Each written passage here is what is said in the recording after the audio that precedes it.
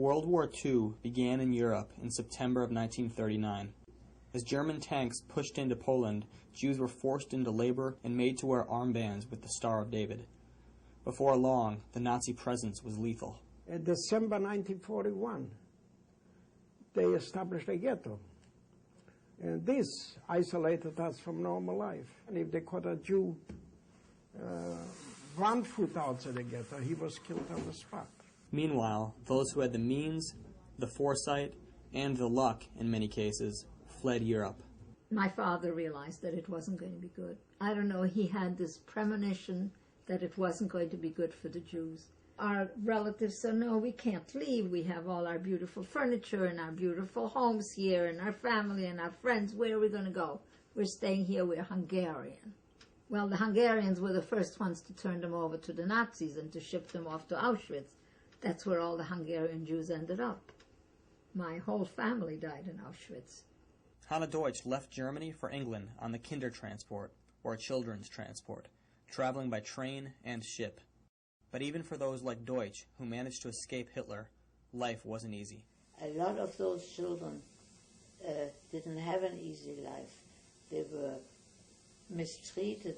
Some went to farmers and they were working in the field. And that was the beginning of my life, that I had to stand up for myself. We left our entire family behind.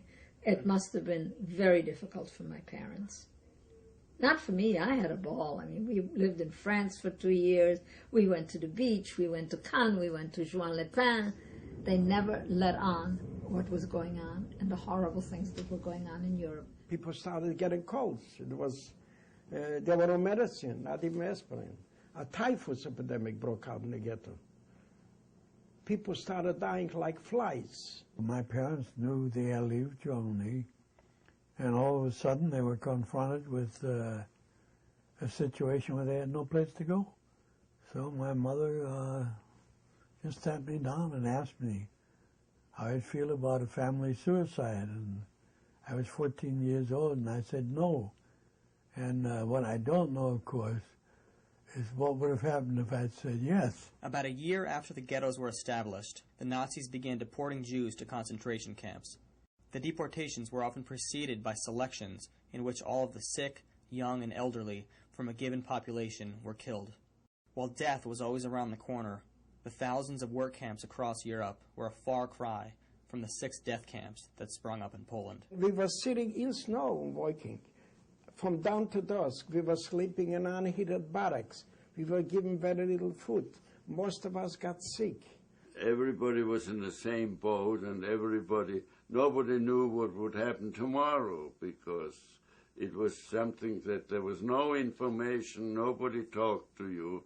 We slept in barracks, wooden barracks, no heat, and platforms, triple-deckers, with a little bit straw in it, that's all. We were very crowded together. You couldn't move around. And you got 1 bowl of soup a day if you were lucky. People were dying from sickness for this, but they didn't kill you.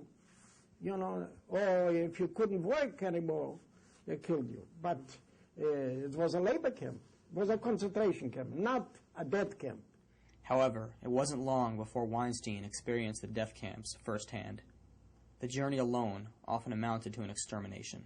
When the train started moving, we didn't know where we were going, but you could hear shots from the guards on the train.